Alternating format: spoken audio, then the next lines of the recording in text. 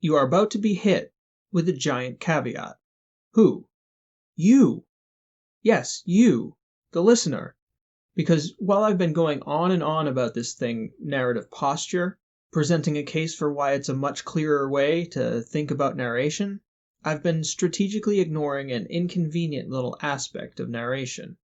Though quote-unquote first and third person designations for narrators are still entirely insufficient to capture the nuance of the many narrative postures, there's another narrative posture I haven't even mentioned yet. You know who's coming, don't you? That pesky second-person narrator, that's who. This is a narrative posture that doesn't fit so neatly into any box, and as much as I may hate to admit it, the best way to think of this narrative posture probably is as a you or second-person narrator. Here's why. When the narrator addresses you, it cognitively opens a pathway for the readers to recognize the you as a direct address to them. The text says you, and the reader thinks me. Now this gets a bit more interesting when the main character in the story is you, because if you are the main character and you're reading at the same time, and you aren't the one narrating, then who the hell is doing the talking? Well, isn't that a conundrum? I'd say so, Ro. What shall we call this narrative posture? The narrative theorist Brian Richardson, who's done the most comprehensive study of weird narrative postures, calls these unconventional narrative postures unnatural voices. Richardson begins his survey of second-person narrators by distinguishing these narrators from seemingly similar appearances of the pronoun you in the text. Again, this can be confusing, but it does pay to remember the concept of narrative posture here. This will help to keep things in order. Let's look at 3 frequent appearances of you that aren't really second-person narration. The first, dear listener, is when the narrator directly addresses you briefly, as I just did there. Of course, this has a fancy-pants narrative term that goes along with it, authorial colloquy. Technically speaking, at least in Richardson's view, this isn't addressing you, the reader, but the narratee. But I think that's splitting hairs, don't you? It sure feels like you're being addressed when a narrator does it, which is kind of the point. This tends to add a brief immersive value to the story. As social creatures, it goes against our instincts to completely ignore a direct address. You'll notice that I do this from time to time to add a sense of intimacy and immediacy to these lessons. Because Lord knows narrative theory and craft guides could always use a good kick in the pants, or else snooze fest, am I right?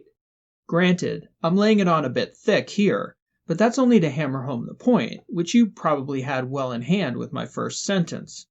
Though one can find many examples of authorial colloquy with non-character narrators, it's far more frequently found with character narrators. Characters are easily envisioned as embodied people, and people have been known to address one another from time to time. So it would seem a more natural thing for a character narrator to do. One of my favorite examples of authorial colloquy done well is the first chapter of Moby Dick. Its famous opening sentence itself is an authorial colloquy. Call me Ishmael. It's an imperative, with its object implied, you, technically the narratee, as in, hey you, call me Ishmael. And Ishmael goes to the well quite a few times in this chapter. Here's one of my favorites. There now is your insular city of the Manhattoes, belted round by wharves as Indian isles by coral reefs. Commerce surrounds it with her surf. Right and left the streets take you waterward. Its extreme downtown is the Battery, where that noble mold is washed by waves and cooled by breezes which a few hours previous were out of sight of land. Look at the crowds of water gazers there. That's the second paragraph of the novel, and I don't know about you, but I'm in it, suckered right in by that direct address to me, cueing me to visualize old New York with all her many piers surrounding the island. What a dirty little narrative trick. I can't help but look at the crowds of water gazers there. Ishmael told me to do it after all. Authorial colloquy, this kind of direct address, is not second-person narration. Remember, if we refer back to narrative posture, Ishmael, tricky narrator that he is, still occupies the position of the speaker. Ishmael speaks, we listen. The posture is still a true character narrator. The next not second-person narration that Richardson mentions also has a fancy-pants narrative term: apostrophe. This is when a character addresses a hypothetical person or an object in the story world. Apostrophe is a great way to inject the thoughts of a character into the narrative action.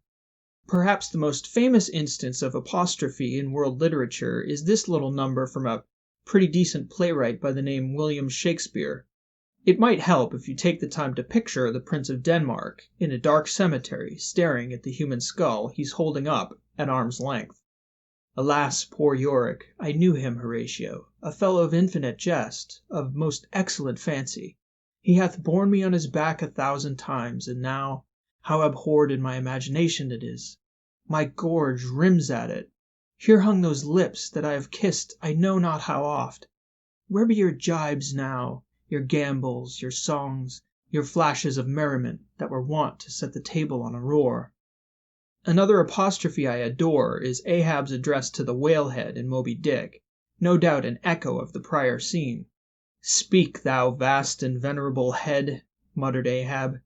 "Speak, mighty head, and tell us the secret thing that is in thee. Of all divers thou hast dived the deepest. That head upon which the upper sun now gleams has moved amid this world's foundations, where unrecorded names and navies rust, and untold hopes and anchors rot, where in her murderous hold this frigate earth is ballasted with bones of millions of the drowned. There in that awful waterland, there was thy most familiar home. O head, thou hast seen enough to split the planets and make an infidel of Abraham, and not one syllable is thine." I mean, come on, right? Hey, we can all aspire. And if we aspire to throw some deep thoughts into our narration, get your speaker looking at a curious, thought-provoking object and channel the muses. But don't call it second-person narration, because apostrophe is not second-person narration. There's another narrative posture that looks a lot more like second-person narration, but also is not. This type doesn't have a fancy-pants narrative term, but this style of narration often appears in the form of a dramatic monologue, where the narrator is addressing a character in the story world in the second person. Here's Daniel Orozco's narrator in his short story Orientation, as he shows another character around the office. "Those are the offices and these are the cubicles. That's my cubicle there, and this is your cubicle. This is your phone. Never answer your phone. Let the voicemail system answer it. This is your voicemail system manual. There are no personal phone calls allowed. We do, however, allow for emergencies. If you must make an emergency phone call, ask your supervisor first. If you can't find your supervisor, ask for Philip Spears, who sits over there. He'll check with Clarissa Nix, who sits over there. If you make an emergency phone call without asking, you may be let go." This seems like an unnatural voice, as Richardson might call it, because you in the story world, the narratee, is so uncharacterized as to allow for you, the reader, to adopt the part of you almost as though you're being shown around this office. Orozco's narrator begins by pulling the reader into the story and inviting identification with this role. It starts off very generically, as you saw, but as the orientation continues, the office gets weirder and weirder, and by the end, you don't know quite where you are, but you know you don't want to be there. But one thing we can be sure of here is the narrative posture. The speaker is still that initial character who lets you know, that's my cubicle there. This, too, is not second-person narration. So we've established that the frequent appearance of the word you doesn't necessarily mean second-person narration. So what does? Richardson outlines 3 types of second-person narration. Let's review each of them briefly. The first and most common form of second-person narration Richardson calls the standard form. This is by far the commonest form of second-person narration, and here the you is both the speaker and the protagonist of the story. The story is usually narrated simultaneously, and you can recognize standard form second-person narration whenever you could substitute the second-person pronouns for first-person or third-person pronouns, and it wouldn't become unintelligible. I'm going to mention one more thing here before giving an example, because this point will help to explain why a writer might choose to have a second-person narrator telling the tale. That added immersive quality that I mentioned when a narrator directly addressed the reader is part of it. Second-person narration does grab a reader's attention, at least for a time. Mary Laura Ryan mentions this in her study of immersion. She states, "The immersive power of the second person is often a short-lived effect. When the shock of the initial identification wears off, second-person fiction tends to be read like a third-person narrative. The reader gradually detaches herself from the pronominal referent, and you becomes the identifying label, almost the proper name of a regular character." So why does it wear off? Well, part of it is that the reader gets used to it, similar to the way the overuse of ellipses or present tense verbs gradually melt into the norm of the text. But that's only part of the story. Take a look at this sentence. Of course you love your mother. Doubtless there are people out there who don't love their mothers, but this you statement provides most people with an opportunity to think something like, why yes, I do love my mother. This is me. Thus, it's easy for the reader to self-identify as the you character. Let's look at a you character who goes in an entirely different direction. Your father picks you up from prison in a stolen Dodge Neon with an 8-ball of Coke in the glove compartment and a hooker named Mandy in the back seat. 2 minutes into the ride, the prison still hanging tilted in the rear view, Mandy tells you that she only hooks part-time. The rest of the time she does light secretarial for an independent video chain in Tens Bar 2 Sundays a month at the local VFW.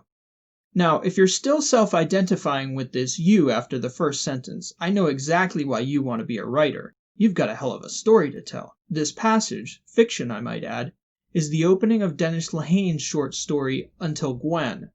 What's really interesting about the choice to make you the narrator in this case is that the narrator immediately destroys any possibility that the reader will self-identify by being so specific about who you is here. That you is clearly not you.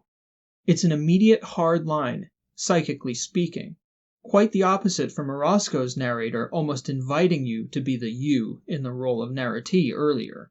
This tension between the reader self-identifying and the author collapsing that possibility is a feature of many second-person stories. There's a lot of distance between you were a playful kid when you were young and you decided to major in entomology despite your fear of insects and your intense hatred of science. So as you can see, there's a lot of room to create irony between the extremely generic you statements that invite the reader in and the incredibly specific that pushes them away. Many of the successful narratives that adopt this posture toy with that tension quite deliberately. Hypothetical you. The second type of second-person narration Richardson highlights, he dubs the hypothetical form.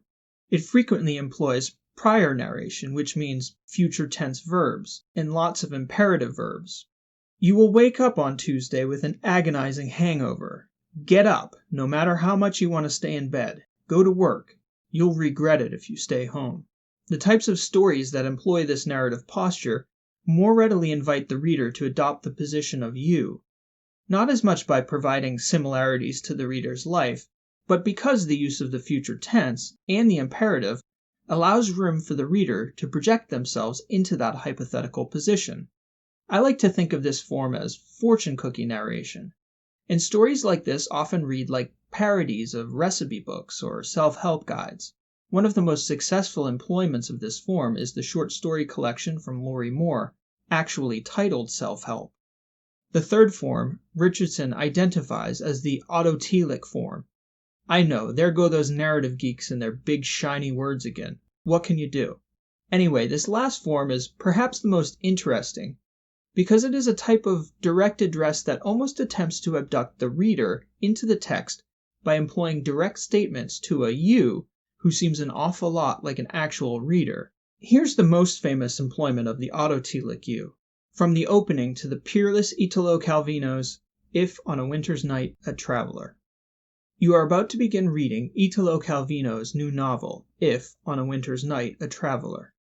Relax, concentrate. Dispel every other thought. Let the world around you fade. Best to close the door. The TV is always on in the next room. Tell the others right away. No, I don't want to watch TV. Raise your voice. They won't hear you otherwise. I'm reading. I don't want to be disturbed. Now, you might be thinking that I've said just about enough about second-person narration already. After all, it's a far less common narrative style than your more traditional character and non-character narrators. You may be thinking there isn't much more to say on this, and if you thought that, you'd be surprised to learn how much more Richardson and other narrative theorists have to say about it. This is just a survey for those of you who may want to play around with abducting your readers into your story. And if that's you, I suggest seeking out Richardson's book and reading many of the stories he discusses there. This style of narration may seem somewhat novel to you, but this is one that's been done a lot, and much can be learned from stories that have succeeded using all three forms. Lastly, I'm about to announce to you some welcome news. We are finally at the end of our discussion of narrators. But before we conclude, I would like to mention that you narrators aren't the only unnatural voices that Richardson covers in his comprehensive book about weird narrators. There are all kinds of postmodern trickster narrators, counterfactual narrators, fraudulent narrators, you name it. I chose to cover you here because it's a common enough phenomenon to be useful to a wide range of writers. More on narrative postures can also be found in the accompanying components to these lessons. But as we press on, I hope that this framework for thinking about narrators will help you to consider the many ways your stories will change depending on who's telling them. If you choose your narrator and the narrative posture wisely, you'll stand a much better chance of giving your readers a consistent, fully realized story world to become engrossed in. And if I've accomplished anything in this section, I hope I've at least persuaded one more writer to stop identifying narrators as first-person and third-person narrators. The narrator is far too important to fiction to be reduced to a mere part of speech.